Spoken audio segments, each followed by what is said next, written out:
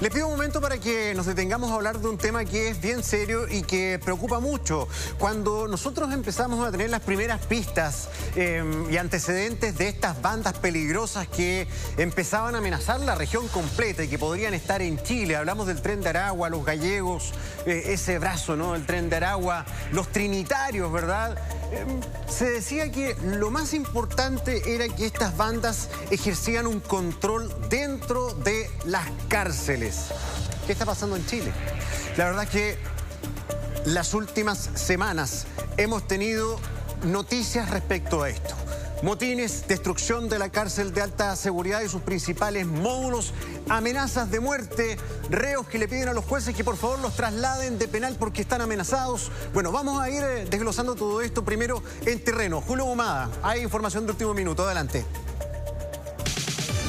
Último minuto. ¿Cómo está, Gonzalo? Muy buenos días. Claro, porque nosotros estamos, de hecho, en la cárcel de alta seguridad de la comuna de Santiago y por la puerta que se encuentra a mi costado izquierdo ya tendrían que comenzar a aparecer las autoridades. Estamos hablando del ministro subrogante de Justicia, Jaime Gajardo, el subsecretario del Interior, Manuel Bonsalve, Fiscalías Regionales Occidentes, también pertenecientes y representantes de Gendarmería para ser partícipes de esta mesa de trabajo de coordinación interinstitucional con foco en el combate del crimen organizado. Tú lo estabas señalando por diferentes hechos que han ocurrido durante los últimos días. Partamos, por ejemplo, del motín que se registró a inicios del mes de junio, luego con trabajos al interior, monitoreo, fiscalizaciones, investigaciones y estas entregas de documentos que, por supuesto, demuestran o señalan una preocupación que existe o que se está generando, por supuesto, al interior de las cárceles por el día a día, los enfrentamientos, las organizaciones criminales muchas veces que están operando desde el interior de las cárceles es el punto en cuestión que se puede comenzar a debatir en esta mesa de reunión con diferentes representantes. Estaba pactado para las 9:15 que fuera el punto de prensa, ya se iba atrasando bastante con el pasar de los minutos, pero por eso estamos a la espera de la llegada de las autoridades que nos pueden comentar justamente de esta mesa de trabajo, pero también a responder a nuestras dudas, pensando en los diferentes hechos que han ocurrido durante las últimas semanas vinculados con el crimen organizado y que tiene como protagonista o como escenario justamente la cárcel de Santiago.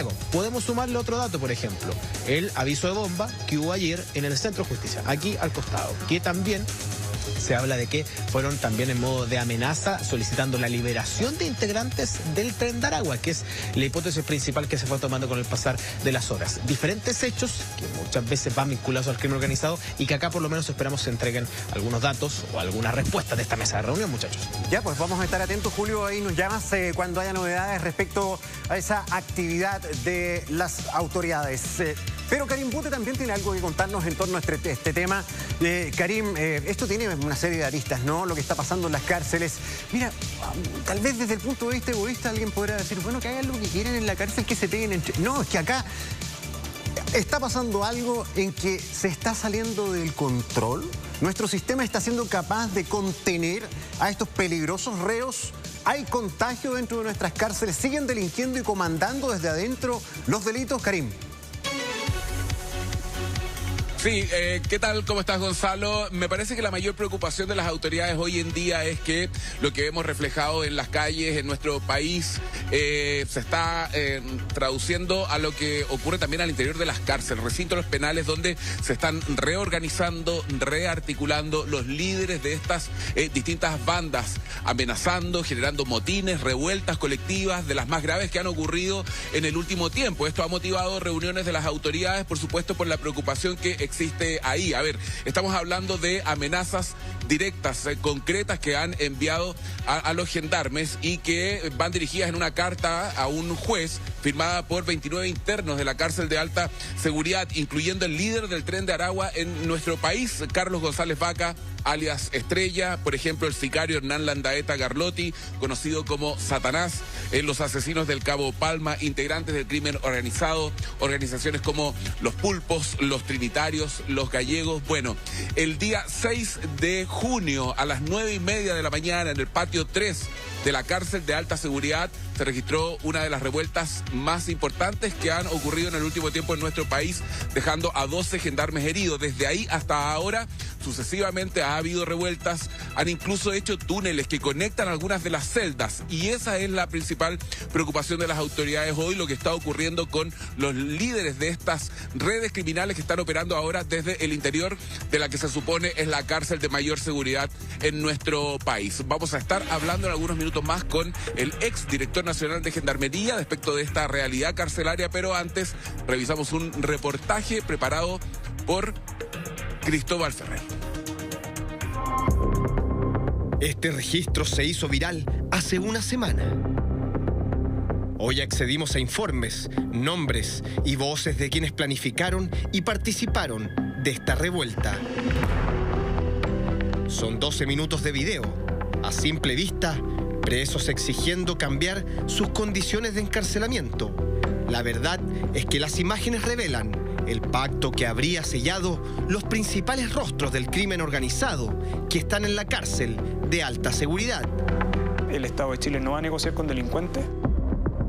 Mega Investiga accedió a una carta firmada por miembros de bandas internacionales que advierten que seguirán con acciones para lograr cambiar su modalidad de encierro.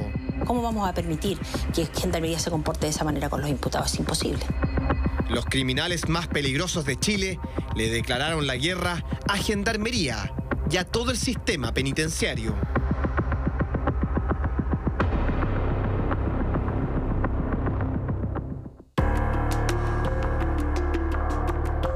El recinto penal de alta seguridad, REPAS, es fundamental para atacar y combatir el crimen organizado desde el interior de las unidades penales. Es el mecanismo de segregación más estricto que existe en el sistema institucional chileno. Patio 3, del hoy llamado Recinto Especial Penitenciario de Alta Seguridad, lugar que alberga a los delincuentes más peligrosos de Chile. Pero no todos son chilenos. Los 6 internos que comienzan una extraña reunión pertenecen al Tren de Aragua venezolano, los Pulpos peruanos y la banda Los Trinitarios de República Dominicana. Que integran bandas de crimen organizado a nivel sudamericano, que tienen cero apego a la vida, con perfiles violentos, excesivamente violentos. De a poco se van sumando internos de otros patios. Algunos se esfuerzan por llegar a la convocatoria. Una mesa se transforma rápidamente en materia prima para elaborar sus armas. Ponga atención a esta persona. La reconoceremos por sus cordones blancos, ya que el resto de su ropa pronto cambiará. Este hombre es quien aleona y dirige al resto del grupo a tomar fierros y se haga de armas hechizas para lo que viene. Es el mismo reo que también da el primer golpe al portón, encarando y advirtiéndole a los gendarmes que se encuentran al otro lado de la estructura metálica de que algo va a ocurrir. Es un interno que acciona, vale decir, es el interno que probablemente va a estar ahí amedrentando y probablemente tratando de generar acciones contra nuestro personal. Venezolano de 27 años que se escapó de la cárcel en su país natal y que también tiene causas judiciales en Perú. Un importante miembro del Tren de Aragua que de seguro usted ya ha escuchado.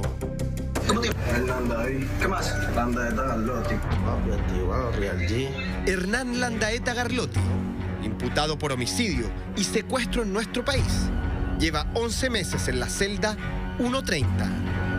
Pero el liderazgo del apodado Satanás en este aparente motín no es el único problema que ha tenido al interior de la supuesta cárcel más segura de Chile. A las pocas semanas de llegar al centro penitenciario, el 28 de diciembre del año 2022, le encontraron estupefacientes. Gendarmería en ese momento lo asignó a una celda en solitario. Luego vendrían algunas malas conductas por oponerse a los allanamientos. Pero fue el 21 de febrero de este año que Landaeta protagonizó una pelea en el mismo patio donde ocurrió el último altercado. Con armas hechizas se enfrentó a otro peligroso delincuente. Los informes hablan de estoques fabricados con hojas de afeitar y cañerías. Luego de eso, se cancelaron todas sus visitas. Sin embargo, su prontuario carcelario no termina ahí. La madrugada del 6 de junio se corta la luz en la cárcel de alta seguridad. Mientras Gendarmería hace una ronda para solucionar el problema, Hernán Landaeta Garlotti, junto a otros 2 internos, amenazan a un funcionario. Soy asesino aquí y en todos lados. En los diferentes informes se detalla el calibre de la amenaza. Lo podemos asesinar en la calle, en donde sea. Haber tomado medidas un poco más rígidas antes del 6 de junio y después de esa semana que continuaron con los destrozos a los internos. Todo eso en materia de investigación que se está realizando en un sumario administrativo. Si bien nosotros reparamos algunas situaciones que pudieron haberse advertido, acciones que se pudieron haber realizado antes. Hoy Landaeta espera su condena final. Mínimo estará 30 años en la cárcel de alta seguridad. El hombre que vemos arrancar uno de los fierros más grandes de la mesa es miembro de la banda peruana Los Pulpos, nueva generación. Delincuentes dedicados al sicariato, prostitución de mujeres migrantes y extorsión a comerciantes. Intimida a los funcionarios que se encuentran detrás de la puerta.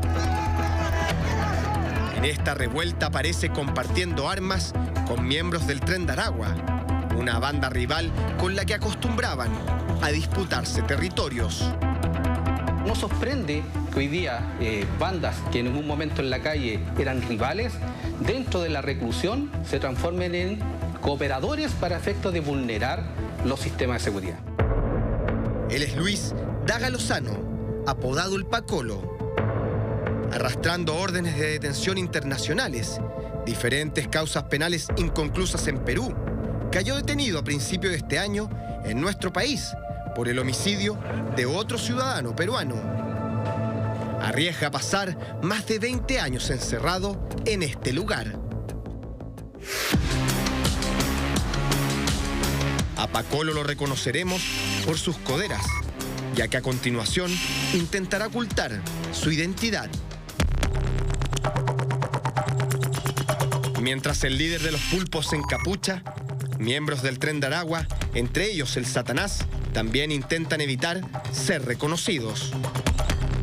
Luis Daga se percata que al otro lado del pasillo, Gendarmería se prepara para ingresar al patio 3 y ayuda a romper lo que queda de la mesa. Estaba esta mesa de ping-pong que quizás no fue prudente tenerla ahí. En el futuro yo creo que eso se va a corregir. Cualquiera de estos elementos que puedan ver que estén disponibles los pueden ser utilizados para atacar a los funcionarios de Gendarmería y generar los desórdenes que ellos mismos provocaron el día que se inician todos estos incidentes en el Repas. La tensión aumenta. Landaeta motiva al grupo y comienza algunos intentos por evitar el ingreso de los funcionarios de Gendarmería. Son 13 internos involucrados en asesinatos a carabineros, secuestros, torturas y homicidios.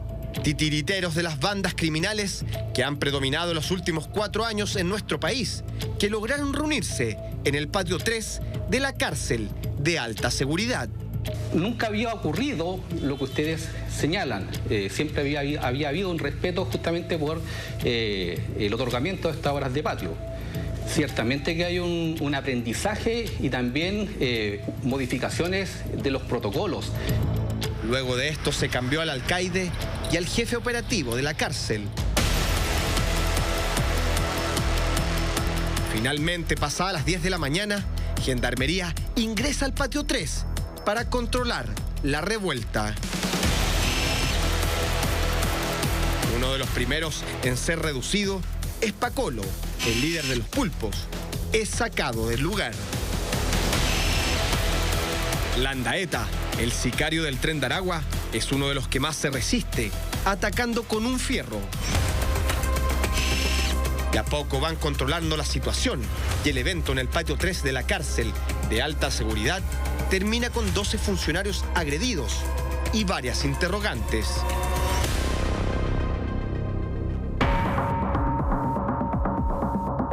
estamos preparados para controlar a este tipo de delincuentes que en algunos casos estarán encerrados más de 40 años en nuestro país. Personas que utilicen el espacio físico para vandalizarlo es algo que nosotros no teníamos registro en nuestra historia penitenciaria. Sumarios en Gendarmería para saber qué ocurrió en la cárcel de alta seguridad. Separación de los delincuentes que han participado en los últimos actos de violencia y querellas en su contra. Pero los funcionarios esperan cambios más profundos. Las situaciones que se han vivido los últimos días tienen que ver con dificultades que hubieron en el diseño de las celdas que facilitaron a la población penal sacar elementos contundentes para generar los destrozos. Luego del evento en el Patio 3, sus protagonistas han seguido cometiendo algunos actos de vandalismo en sus celdas. Y otros integrantes del crimen organizado que han participado en las amenazas e intentos de motín, entre ellos Pacolo, el líder de los Pulpos, y el líder del Tren de Aragua en Chile, Carlos González Vaca, alias Estrella, redactaron una carta a la que Mega Investiga tuvo acceso. Ministro, ¿usted leyó la carta que publicamos nosotros? Yo miré la carta que publicaron ustedes, una carta que a nosotros no nos ha llegado. Vi que salió publicada por ustedes en sus redes sociales. En ese documento, aparentemente firmado de puño y letra por los delincuentes más peligrosos de Chile, declaran que seguirán con sus acciones de protesta para conseguir mejoras en su encierro. Entre ellas, tener visitas y encuentros familiares. Represento a 2 de los imputados que están en la cárcel de máxima seguridad. Janet Cofré, abogada de algunos miembros del grupo que firmó la carta, explica que esta viene a reclamar por los tratos diferenciados que han tenido los líderes del crimen organizado, en donde acusan abusos y malas prácticas. ¿Cómo vamos a permitir que Gendarmería se comporte de esa manera con los imputados? Es imposible. Comprenderá que ya enfrentan un proceso complejo y más encima saber que su estadía va a ser absolutamente inhumana. Son paredes 2x2, unas piezas diminutas, una cárcel absolutamente, un par de horas salen al patio. Entonces un castigo, un doble castigo que se le está dando por parte de Gendarmería. ¿Ustedes como defensa consideran que se están vulnerando los derechos humanos de sus 2 representados? Totalmente. Totalmente. Una persona que no se puede bañar en 10 días ya me parece impresentable. A mí me parece el contenido de redacción de esa carta inadmisible. El Estado de Chile no va a negociar con delincuentes. Son personas que pueden recibir visitas, sí, a través de locutorios, no con contacto físico. 2, son personas que pueden tener contacto íntimo. La respuesta es no, dada la naturaleza del recinto de máxima seguridad. 3, ¿es posible que puedan recibir visitas respecto de personas que no están enroladas o no tienen su situación migratoria regular en Chile? La respuesta es no. La implementación de este régimen debe continuar, ¿ya? Debe continuar sí o sí. Es necesario que para el país, para la tranquilidad de la ciudadanía, de que estos tipos que cometen delitos violentos y que integran estos grupos de crimen organizado tengan unas condenas que sean ejemplificadoras. ¿Cuál será la próxima acción de revuelta de los líderes del crimen organizado? ¿Está preparada la cárcel de alta seguridad? Una relación entre delincuentes internacionales y Gendarmería que de seguro se...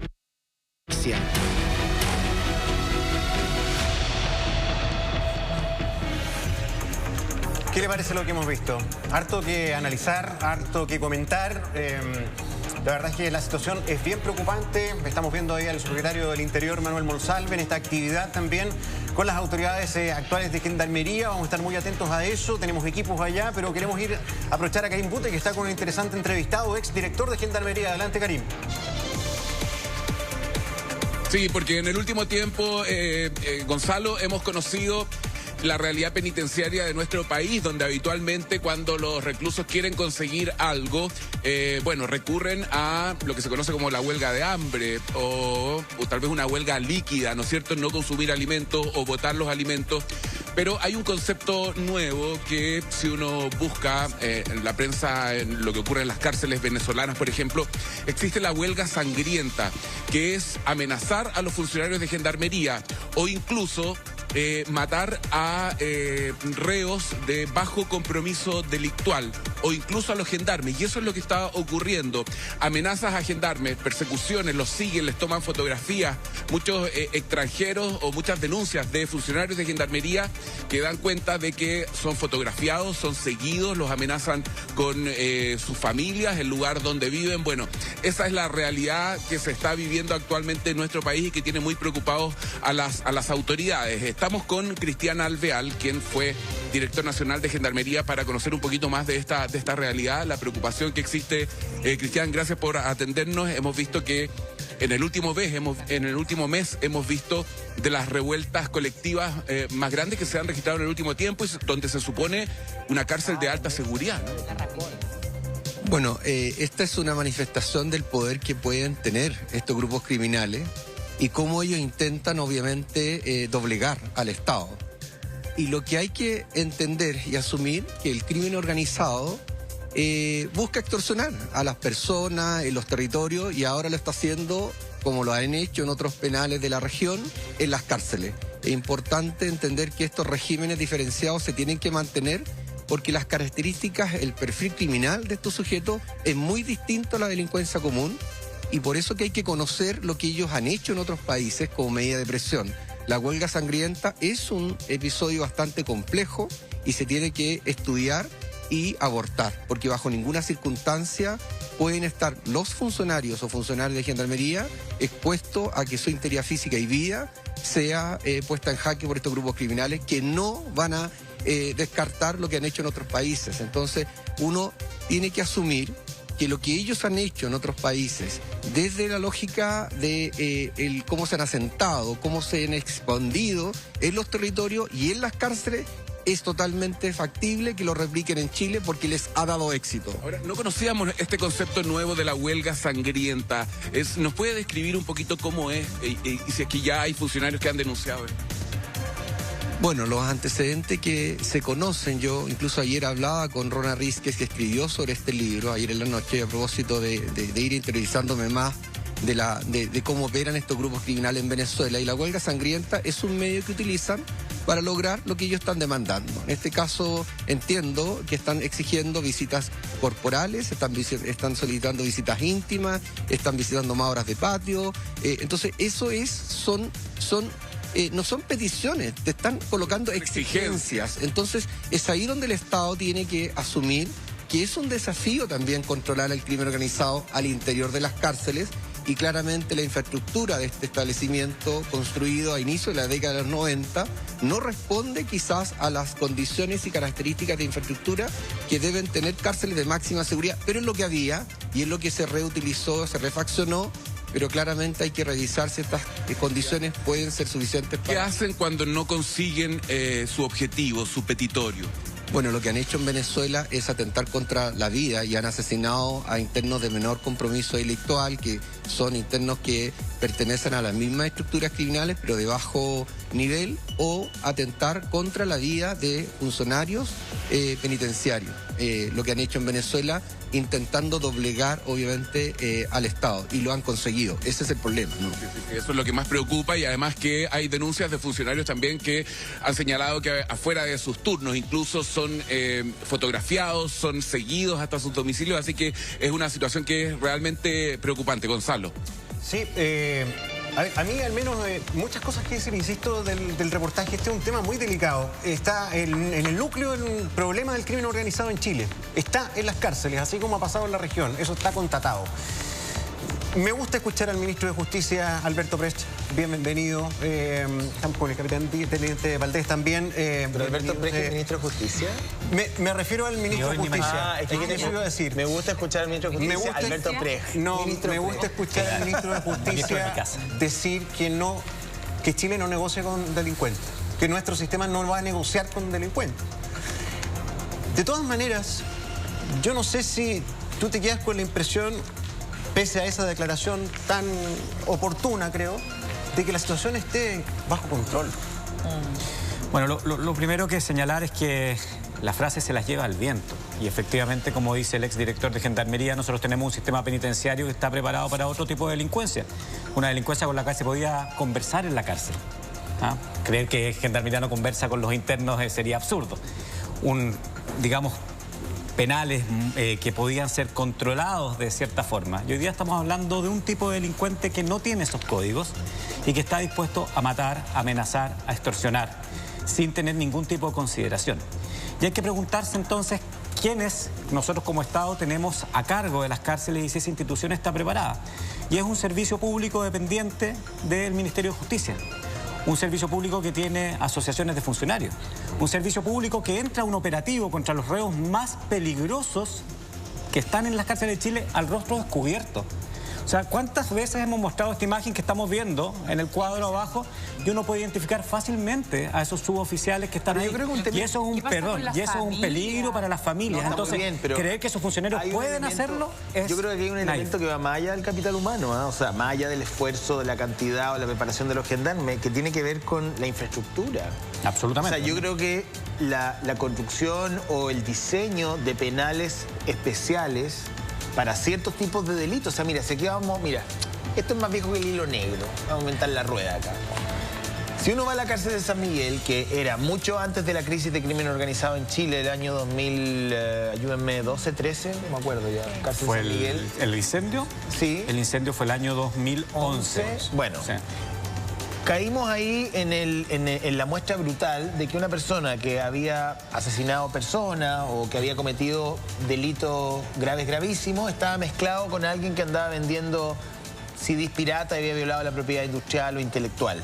Esa mezcla es contraria a cualquier sistema penal moderno, digamos. Entonces, acá tenemos unos señores que dan vuelta a una mesa, que sacan de la mesa las patas, que con las patas de la mesa de ping-pong se hacen, digamos, de un arma hechiza. Hay un espacio que es impropio, no tienen además ningún tipo de uniforme, ningún tipo de... O sea, ¿qué es esto desde el punto de vista de la infraestructura? Más allá del tema humano de los gendarmes, que uno asume que Gendarmería está a lo mejor superada, que tiene problemas de capacitación, de movilidad. Pero la infraestructura me parece pésima. Es que, perdón, mira, la infraestructura puede ser pésima, deficitaria y todo lo que tú quieras, pero los módulos que rompieron estos tipos de la cárcel de alta seguridad estaban remodelados, estaban en mejores condiciones y lo hicieron zumbar. O sea, este tipo de gallo...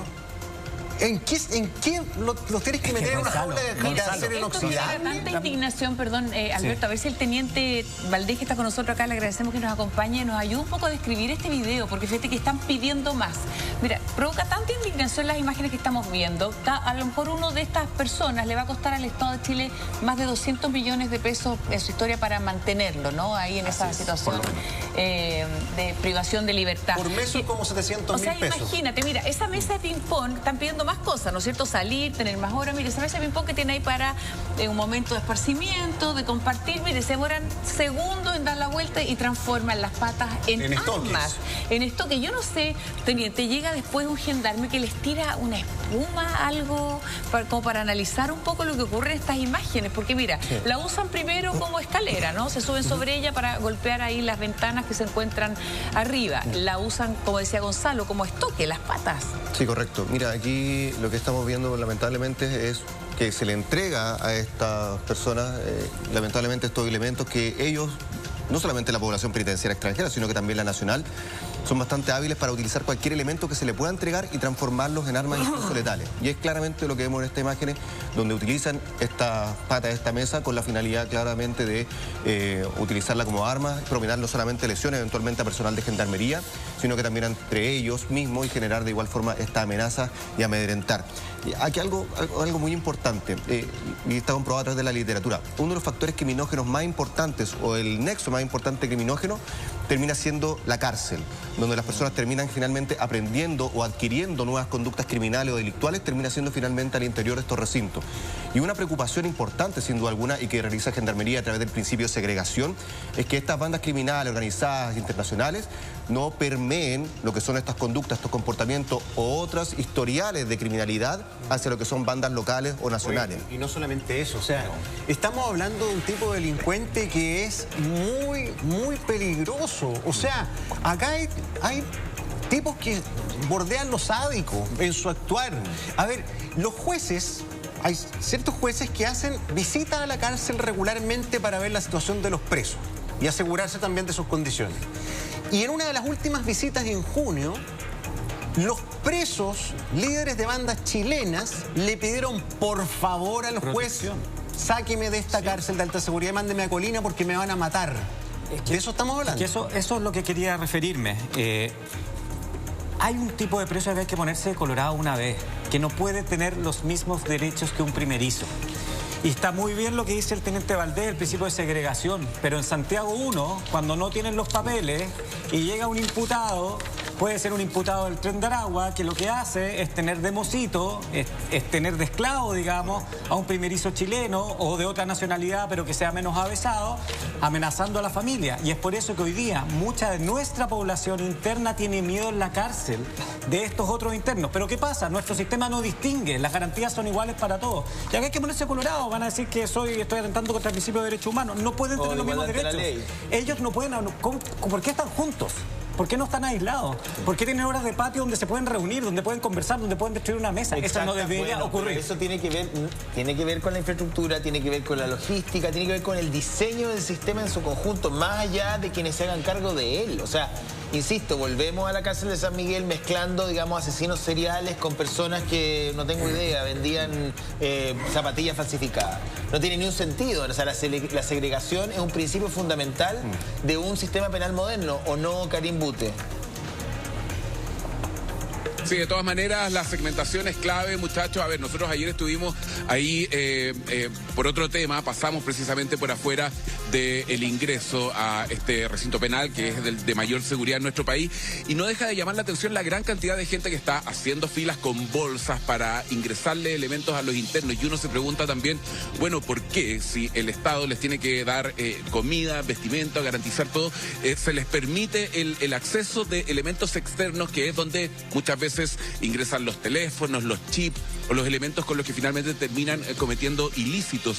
Son personas que están privadas de libertad y que sienten que ellos son los que mandan, que prácticamente ellos tienen el poder dentro de las cárceles. Y bueno, ¿para qué hablar de lo que ocurre fuera de ellas también, no? Bueno, lo importante es relevar lo que señalaba recién Alberto, ¿no? Ver el sistema en su integralidad.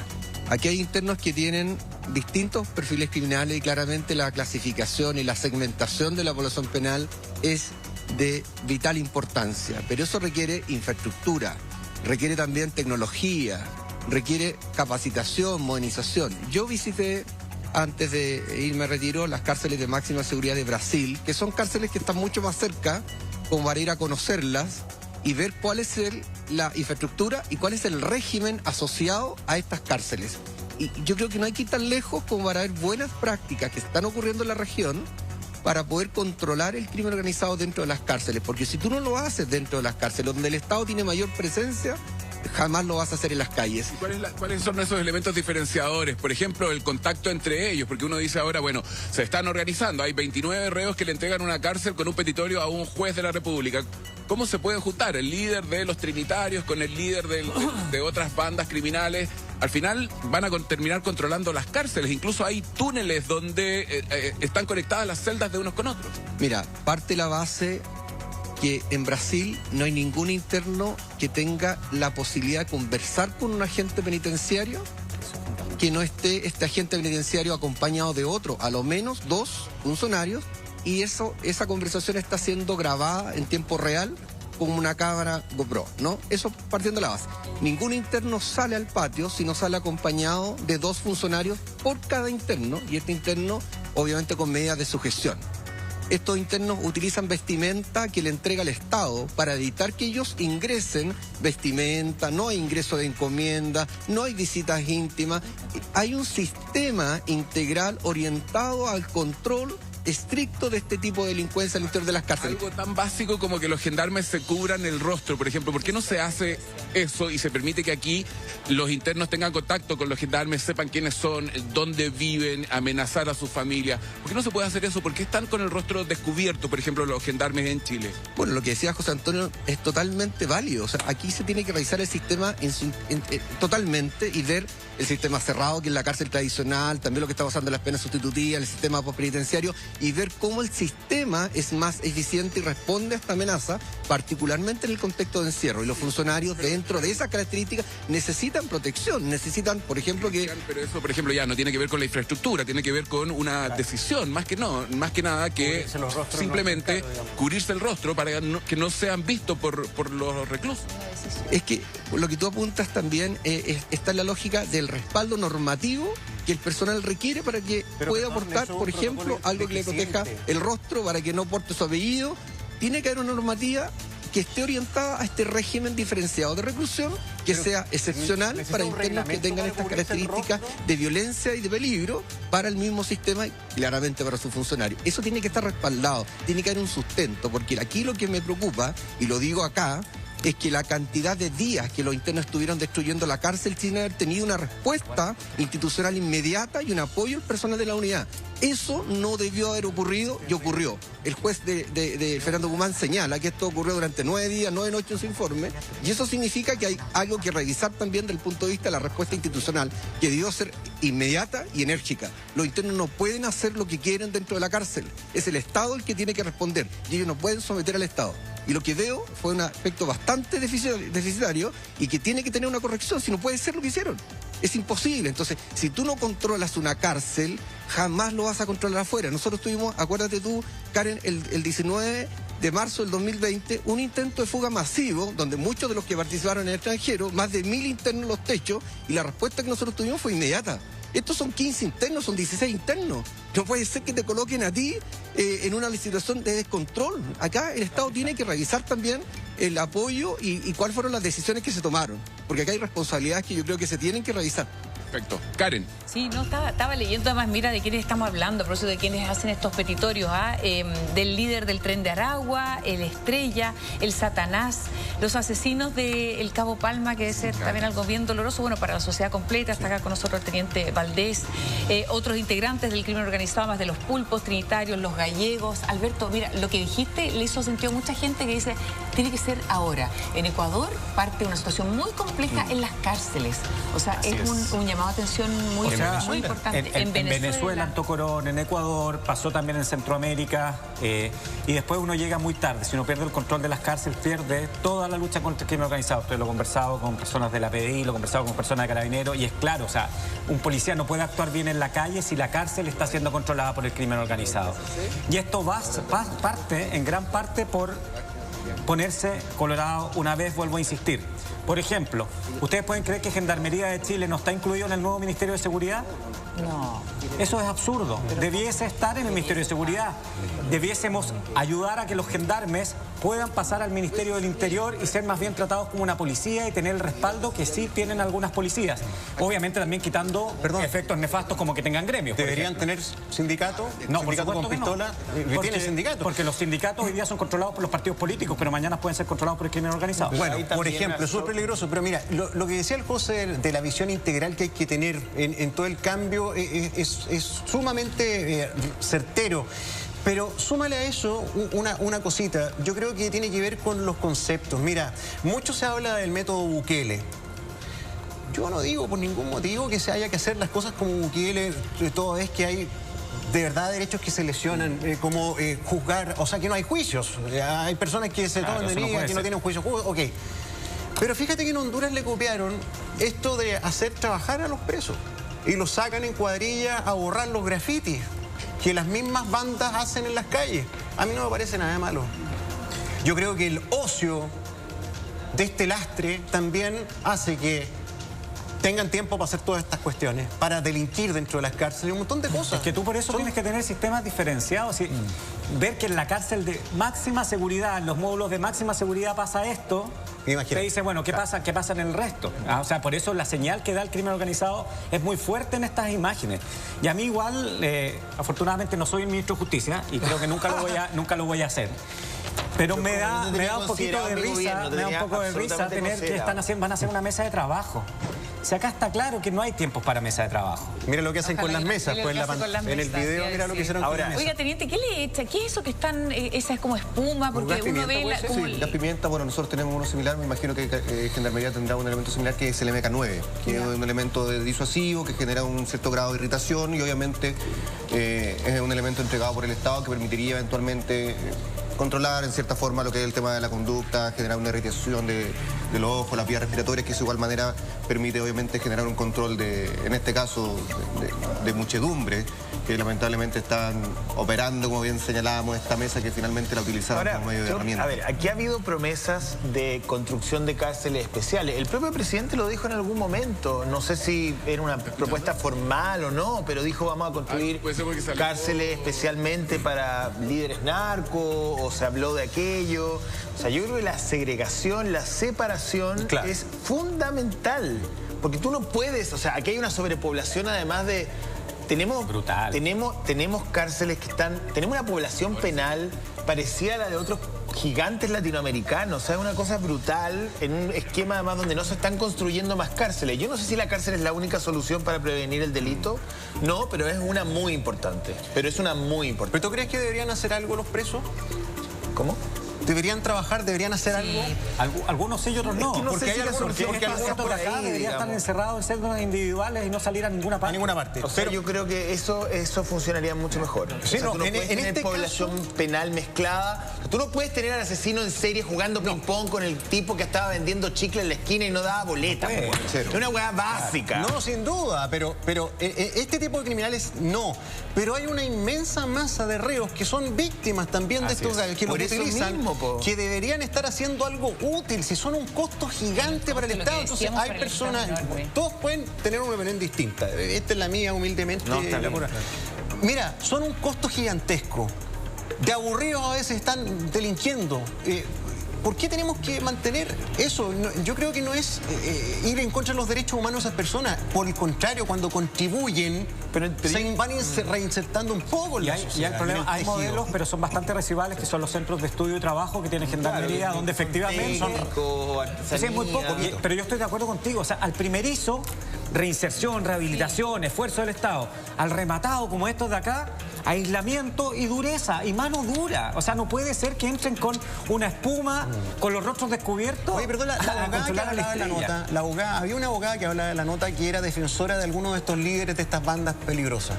¿Era una defensora pública o era una abogada privada? Porque si es abogada privada, ¿de dónde sacan plata para pagar una defensa? Bueno, yo tengo una posición que ha sido muy pública en este tema. De hecho, hoy día tú tienes lo mismo. Yo creo que un abogado que es abogado de narco tiene que dar cuenta de dónde recibe esa plata, si no se convierte en un cómplice de lavado de activos. Pero acuérdate, una vez lo esbozamos acá y nos retaron en redes sociales. Así es. Claro. Pero yo en eso no tengo dobles opiniones. O sea, si a mí llega un cliente con un saco de plata y me paga... Mira, yo creo que acá hay un concepto fundamental que está súper equivocado y que tiene que ver con que hemos concebido la cárcel como un espacio donde vamos a tirar personas que han cometido delitos. Y todos van entrando ahí como quien tira, digamos, basura a un basurero. Yo no sé si creo en la rehabilitación necesariamente, no sé. Habrá algunos casos que sí, otros que no, pero la cárcel puede ser una suerte de escuela, y lo es, del delito. Entonces tú no puedes tener solamente un espacio donde empujas gente condenada y la tienes ahí, algunos en sentencia efectiva, otros en una prisión temporal, entran abogados, entran fiscales, entran unos sacos de cemento que no son sacos de cemento. Entonces hoy día hay una hay un olvido absoluto y ahí sí el Ministerio de Justicia tiene algo que decir porque las cárceles dependen del titular de justicia. Oye, pero ahí el teniente Valdés ayer mismo nos hablaba, nos comentaba esto de esta carrera delictual. O sea, la gente que robaba los camiones ayer con alimentos es porque han seguido y a lo mejor antes más jóvenes hacían portonazo, algo con más agilidad y después ya empiezan a variar los delitos. Claro. O sea... Bueno, las trayectorias criminales son bastante certeras en ese aspecto, que dicen que el inicio de la trayectoria criminal o cuando se comete la mayor cantidad de delitos es durante la adolescencia, los 14, los 17 años aproximadamente. Pero ahí podemos considerarlo como delincuencia común, entre comillas.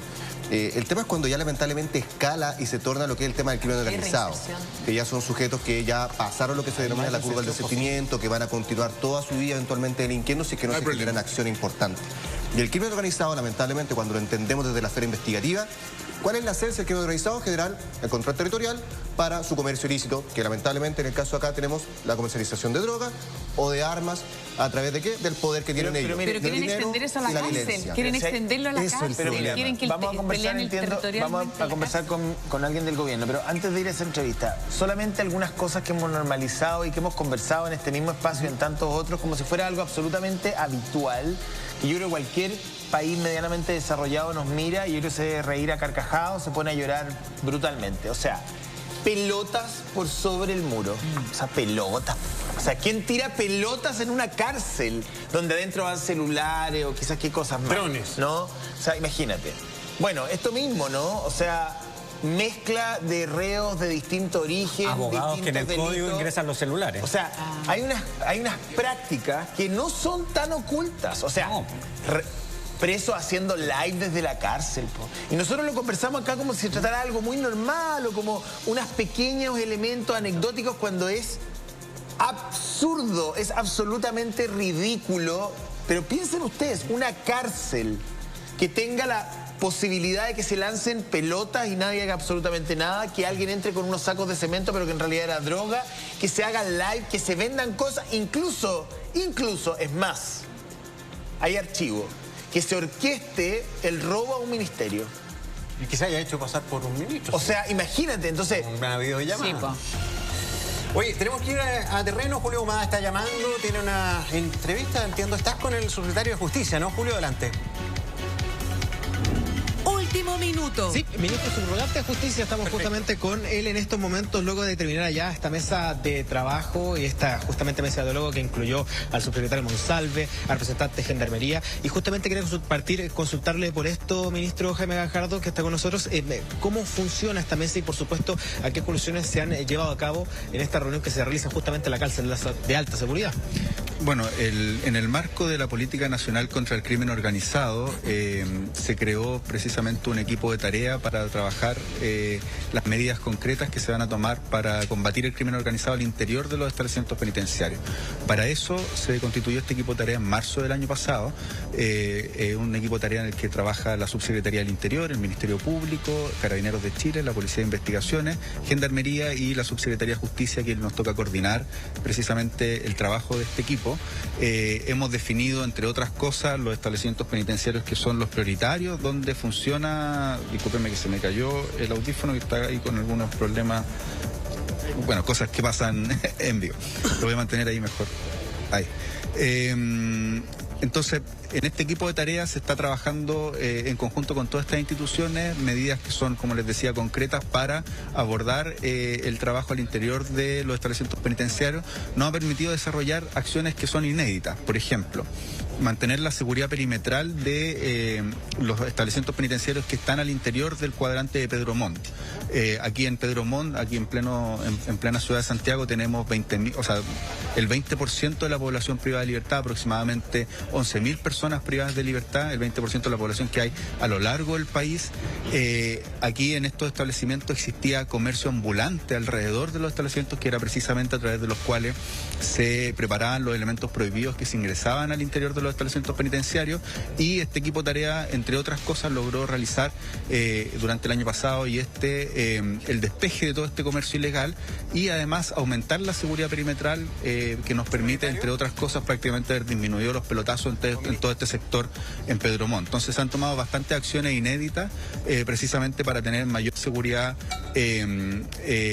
penitenciaria, que es clave para nuestro país. Sí, lo escucho. ¿Me escucha? ¿Aló? Ministro. Sí. Gonzalo Ramírez por acá. Sí, ahí lo escucho bien. Ah, gracias. Buen día. Mire, está bien, se han hecho hartas cosas, y esto se viene generando y hace harto tiempo, hace varios años. Pero a ustedes les tocó enfrentar la estadía del crimen organizado más potente que tengamos en la historia de nuestro país. Es la coincidencia, ¿no? Está bien las medidas que se toman, pero sabe que yo no puedo entender la imagen que acabo de ver de la nota cuando recordamos el procedimiento en que los gendarmes entran a tratar de controlar estos reos de alta peligrosidad. ¿Cómo es posible que entren sin cubrirse el rostro? O sea, son los reos más peligrosos del sistema. ¿Qué tipo de protocolo es ese? O sea, de verdad no se entiende. Van sin casco. O sea, de verdad, no hay que ser muy experto para criticar lo que estamos viendo. Yo lo encuentro grave, impresentable. O sea, ¿qué tranquilidad da eso? Sí. Gonzalo, mira, es muy relevante lo siguiente. Primero que todo, la cárcel de máxima seguridad se encontraba despoblada desde el año 2021. Cuando nosotros asumimos como gobierno, existían solo 300 plazas de alta y máxima seguridad en todos los recintos penitenciarios que hay en el país. Aproximadamente 82 establecimientos penitenciarios, existían solo 300 plazas. Cuando nosotros asumimos como gobierno, lo que yo te podría decir es que el sistema penitenciario no se encontraba en condiciones para enfrentar a los líderes de las bandas criminales más peligrosas, como los líderes del Tren de Aragua, del Clan de los Gallegos, de los Pulpos, de los Trinitarios, que son precisamente los líderes que tenemos acá en máxima seguridad. Este gobierno reacondicionó la cárcel de máxima seguridad. Este gobierno estableció un sistema antidrones. No le estoy hablando de que no se han hecho que cosas. Permite que ya no existan drones. Parto diciendo que se han hecho cosas. Déjeme terminar. Sí, pero para ir al foco de la pregunta, ¿cómo no entra con para casco? Ir al foco de la pregunta, ¿Cómo no se cubre en el rostro? Explicando lo que... Perfectamente. Para ir al foco de la pregunta, le voy a explicar lo que estoy tratando de explicar. Este gobierno potenció los grupos especiales que trabajan en las cárceles peligrosas. ¿Ya? Entre otras cosas, se han destinado recursos muy significativos para los elementos de seguridad de los gendarmes que trabajan en estas cárceles. Hemos tenido que enfrentar, tal como usted decía, un fenómeno nuevo, que son los líderes de estas bandas peligrosas que han sido además apresados precisamente por la labor investigativa que se ha desarrollado durante este gobierno. En ese sentido, Gendarmería logró contener en menos de 15 minutos los disturbios que ellos trataron de realizar. Y a diferencia de lo que ha ocurrido en otros países de la región, nosotros hemos dado una señal muy clara. El régimen de máxima seguridad, a pesar de que estos líderes criminales son muy peligrosos, no se flexibiliza. El régimen de máxima seguridad se mantiene intacto y los disturbios se lograron contener en el marco de la cárcel. Yo creo que en esto, yo entiendo lo que usted me dice, pero en esto tenemos que ser muy claros en razón de lo que ha ocurrido en otros países de la región. En otros países de la región, estos líderes que se encuentran en esta cárcel, lo que han hecho es tomarse estas cárceles y han puesto en riesgo el Estado de Derecho de los otros países de la región, países vecinos. Y no estoy diciendo que esto ocurra en países importantes como Brasil. En países importantes como Brasil, los líderes del primer comando conjunto de la capital o los líderes del comando Vermelho se han tomado las cárceles en Brasil. Eso acá, en nuestro país, no ha ocurrido, entre otras cosas, por las medidas que hemos tomado. Y las medidas que hemos tomado implica trabajar fuertemente en un sistema penitenciario que tenga máxima seguridad, que sea estricto, y en ese sistema de máxima seguridad nos permita contener a los líderes criminales de las bandas más peligrosas de nuestro país. Entonces, la señal que yo le daría a la ciudadanía es de que nuestro sistema penitenciario tiene la capacidad y tiene el control para contener a las personas más peligrosas.